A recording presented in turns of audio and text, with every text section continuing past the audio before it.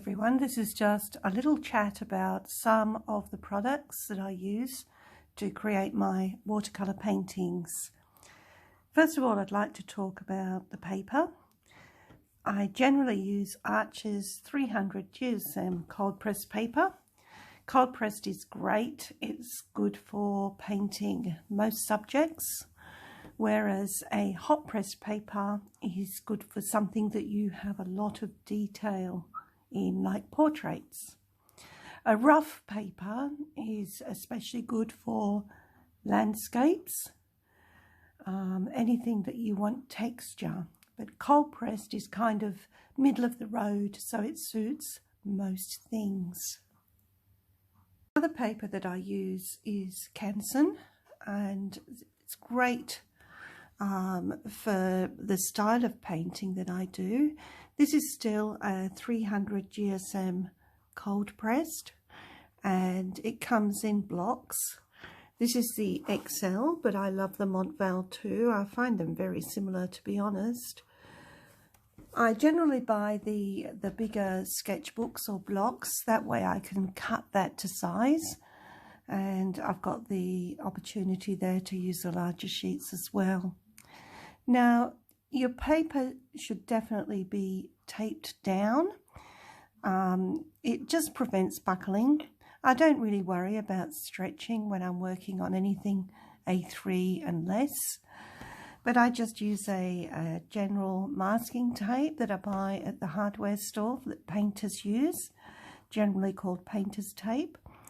I find that's really good because it comes off quite easily.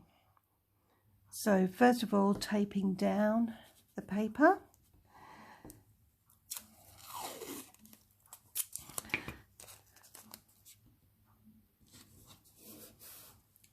Just to a board. Sometimes I just use an A3 clipboard, but just for today I'm just using this piece of mat board that I've got on my drawing table. So for something this size, you don't need to tape all the way around, just both ends is fine. The pencils I generally use to draw with are either a really fine mechanical pencil. This is just a really cheap one. You don't need to go out and buy an expensive one, but you do get lovely fine lines with it, and they're easily erased out if you should make a mistake. Always draw with a very light hand, so not pressing hard. To rub out, you definitely need on watercolour paper to use a kneadable eraser. Feels like a bit of plasticine or blue tack. And rather than rubbing hard, if you press and lift, it's more gentle on the surface of the paper and you won't break the size and get uneven painting. So press and lift to rub out. If you do go like this, very gently. The other pencils I use are, these are a Lyra pencil. This is a 2B and a 6B. The 2B is very similar to the mechanical pencil. So see, they're very similar colours, more of a grey than a black.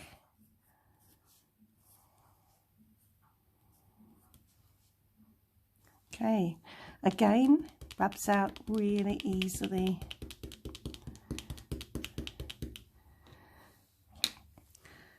This pencil I use when I want to do some shading on my pencil work, and it's a 6B, so anything from 4, 6, 8. The higher the number, the darker the pencil, and the harder it is to rub out, but great for getting some tone into your work. The next thing I'll talk about is my palette. I love this particular palette because this fits inside the lid.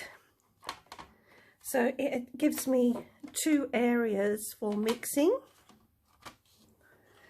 and plenty of room for my colours. or for my pigments. I like to use Daniel Smith colours. They're just absolutely fantastic. The quality is amazing, and they just have such a wonderful variety that to choose from. A lot more than what I own. But this is what I do. When I buy a new colour, it works well with my palette. I make little areas where I can put a little swatch of colour, and it corresponds with what's inside the palette itself. So if I want to get a really nice bright warm yellow, all I have to do is look on here. It's next to a cool yellow, which is lemon yellow, new gambage, and here they are in the palette. So I tend to buy the tube colours. That way I can just squish some of the colour into the palette and I let it harden. I just let it dry. And when I want to use my colours, I use a spray bottle and just give them a light spray just a couple of minutes before I want to use them. And the surface is nicely softened, and by the time I want to use them, they're all ready to go. Next, I'll talk about my brushes. There's a lot of brushes on the market, and for beginners it can be very confusing, and you can waste a lot of money on brushes that you really don't need. One of my favourite brushes to use is this Neef. This is a 1-inch shader, and it's made with Taclon. The reason it's called a shader is that it's cut like a hoof shape, opposed to a flat brush which goes straight across. Now, a flat brush or a shader brush, fine, either of those are good, but definitely get yourself a good 1-inch one. The bristles are soft, but they're springy. So oil painting brushes, which are very stiff, are not good for general washes in acrylic. They're great for doing, things like grasses, undergrowth, dry brushing on rocks, that sort of thing. And I do have some of those brushes, and they're quite cheap. The next one that I want to show you is my go-to brush all the time. This is a number 10, and it's a squirrel mix, and it holds a lot of paint. I think it's made by Neef too, from memory. At number 10, the brushes or fibres here are natural. They hold lots of paint and enable you to do nice big washes. Also, once it's popped into water, which I'll do now, it comes to a really nice fine point, which is really good for detail work too. So that's a really good all-round brush. The other brushes that I would recommend are a 4 round, which is this one, a 2 round, and possibly a 0 or a 1, just for those very fine little details. Again, Taclon brushes. Last you for years if you look after them. And the next one is a script liner. So this is a number 1, but an O or a 1 would be fine. I've had these brushes forever, you can probably tell by looking at them. See how I've just wet the bristles here and they've just come together in a nice fine point. But the bristles are very long, and the reason for that is they're doing those really long lines that you want in your work for grasses or really long branches on trees. I'll demonstrate these brushes for you in a moment. A word on washing your brushes. You can buy a commercial brush cleaner, which I have been given some of that in times over in the past, but my go-to one, because it's always at the sink, is either a gentle hand wash or a dishwashing detergent. You can also use bar soap. How you do that, you just pop your brush, your wet brush that you've just rinsed under the tap water, into the detergent and coat it very well with the detergent. Run it through your fingers gently, making sure that you get right up to the ferrule of the brush. The metal part is the ferrule. And just massage the detergent into the bristles and then rinse it again under tap water. Now, the best way to dry your brushes is flat. If you're drying them upright in a container, any residue that's left in the brush will run down into the ferrule and you'll eventually get a split in your brush. So just drying them flat on a paper towel or just on your painting table until you're ready to use them again. The thing that I find really handy is a gouache in white. Very handy for putting on those highlights if you've not managed to save them when you're doing your watercolour paintings. This is an Art Spectrum one, but really any good artist brand would be fine. If you don't have gouache, you could also use just a white acrylic. To use a few pens, not always, but sometimes I add pen work to my paintings. Some of my favourites are white gel pens. This is a Signo Uniball, and this one's a Jelly Roll. Very handy to have to get those little white highlights. So you want to put a twinkle in an eye or some little white highlights on some stanums in a flower. They're very handy for that. These are a couple of black pens that I use. This one's a gel pen too. The brand is Pentel Energel. But I'm not that fussy about brands with the gel pens. This is a 1.0 millimeter ball pen. And the other ones are the Micron Pigma pens. They're the fibre tip type. There we go. And you can get those in many different sizes. This is an 04, but I also own 1s and 2s and even 5s. I just purchased these gel pens recently and they're a sepia colour. Really love them. This one's a Pilot Frixion pen. It's just a little bit softer than using straight black. It's just a lovely warm brown colour. They're both really lovely to use and I'm quite enjoying playing with them. Cotton buds are really good for mopping up mistakes. Just moisten them to lift out with. And also toothpicks. They're really good for drawing into wet paint to get some fine lines, details. If you were drawing some grasses, you could put down a variety of greens and then draw into them with the toothpicks to get some fine lines. And the last but not least, masking fluid. I've got a couple of brands. This is Art Spectrum. Matisse also make a good one. And that's perfect for masking out places that you want to reserve the whites. It's like a latex solution. There it is on the back. You can just see the colour of it. If you're using masking fluid, it's very important to protect your brushes. So remember earlier when I put a little bit of dishwashing detergent into the bristles of the brush? If you do that prior to using the masking fluid and leave the washing up detergent in the brush, just wipe off the excess with a tissue, then dip into your masking fluid and paint the masking fluid onto the areas where you want to reserve your whites, you will not wreck your brush. Once you've finished using the brush, quickly wash it. Again, using the method that I showed you earlier. That way your brush will stay nice and safe.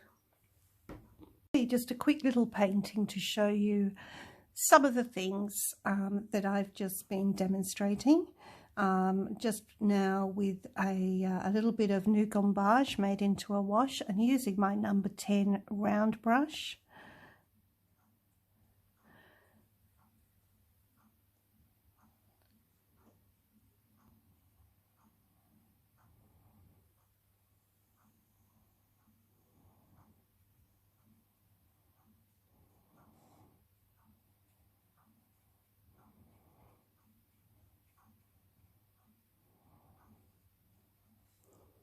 Okay, just to show you those, how I mentioned that you can do those lovely big washes.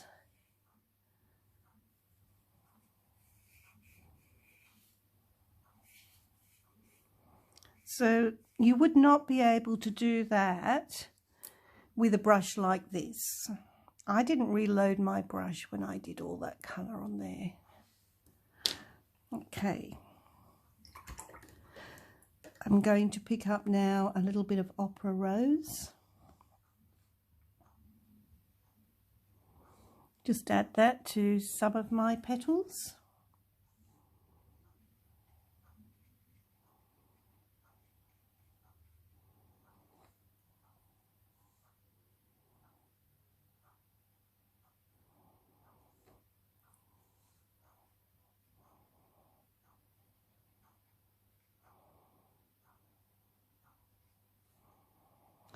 Just letting that run. I'd like to see that run out into my background, so I've picked up just a little bit of water and just moving my brush around and allowing those colours just to bleed out a little bit.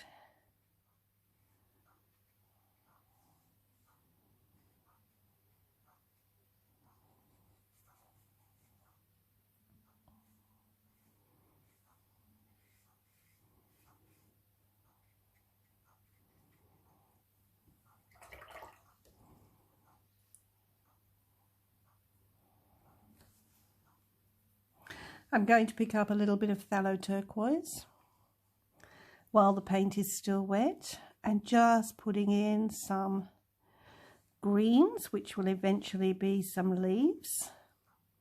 Not painting leaves, I'm just putting colours in where I want the leaves to go.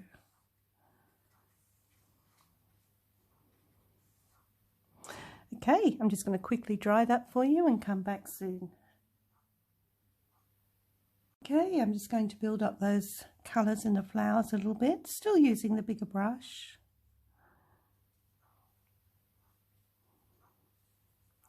Very loosely.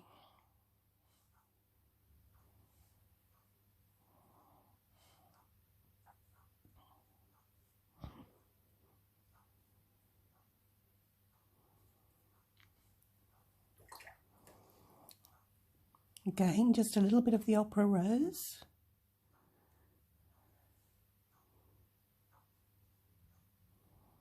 More towards the centre of the flower.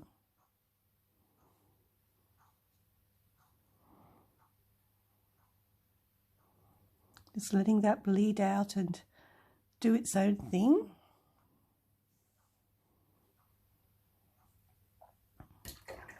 While that's drying, I'm going to go to the number 4 round.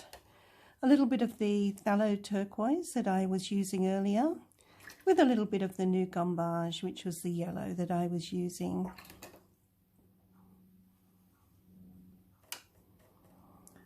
I'm going to start to add some leaves.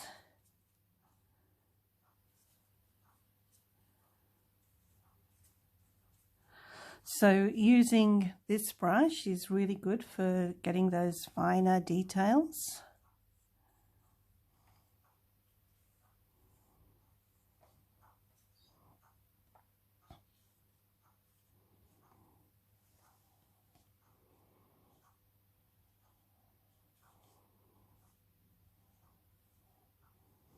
A little bit over here too.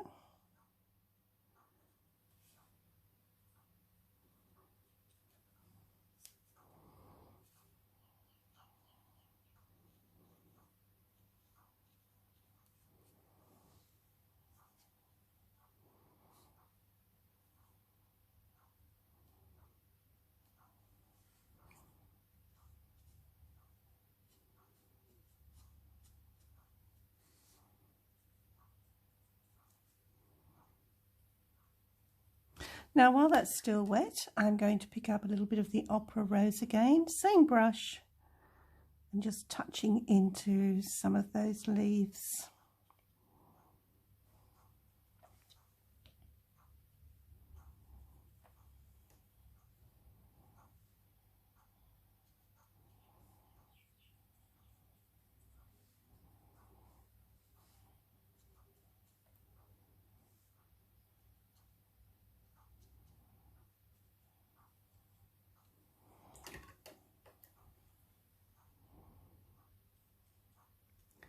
Just softening with a little bit of water if it needs it. Now the next brush I'm going to demonstrate to you is a script liner, which remember is this one with the really long bristles. Now to use a script liner, you really do need to make a runny mix. So I'm just using again a little bit of the phthalo turquoise and some of the new gambage. Now it's really important, sorry, I couldn't see that. I've just made a runny mix there. Really important when you're loading this brush, you can't just go like this. You have to flatten those bristles. I'll just move to the side a little bit. See how when you flatten the bristles they spread like a fan shape? We need to do that. And this will work a little bit like a fountain pen or a dip pen.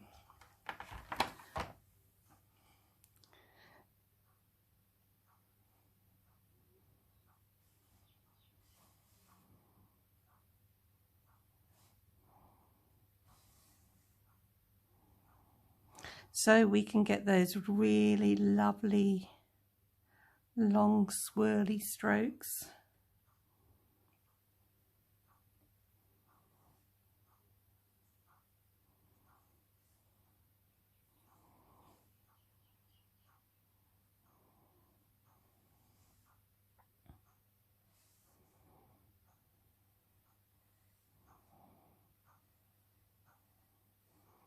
See, you would not be able to do that with a brush with shorter bristles. You really do need the longer bristles to be able to do those long strokes.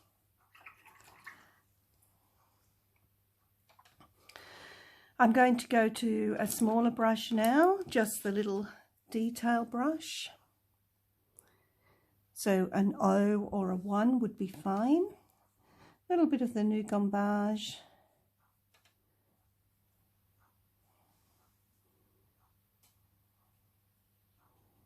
Little dots for the centers of the flowers.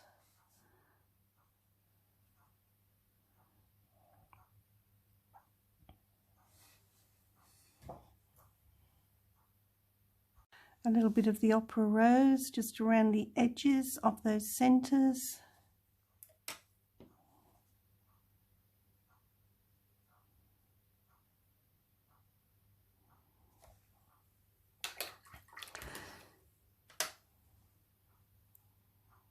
To show you a couple of pens, I thought I might use this new one that I bought, the Pilot Friction ball pen in the sepia colour, and we'll just pull this painting together. It's a very loose painting that I've done for you today,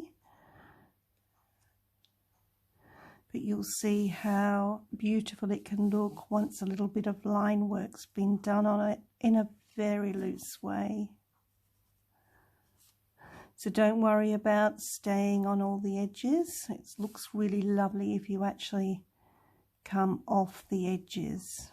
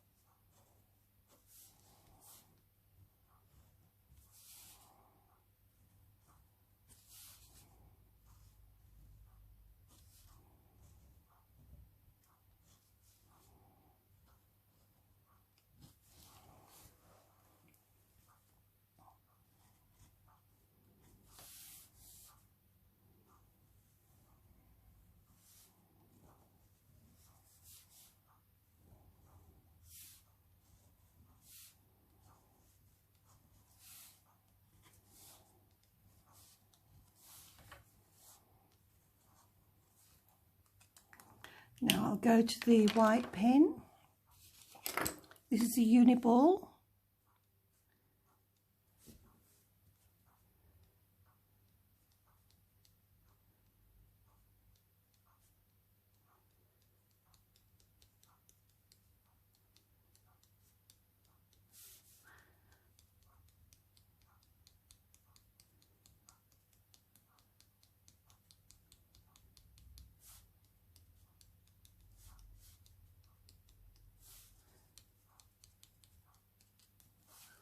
And I think we're done. Hope you enjoyed watching how I use some of my tools to create artworks. If you have any questions, please feel free to answer them. Don't forget to hit the subscribe button. Thanks.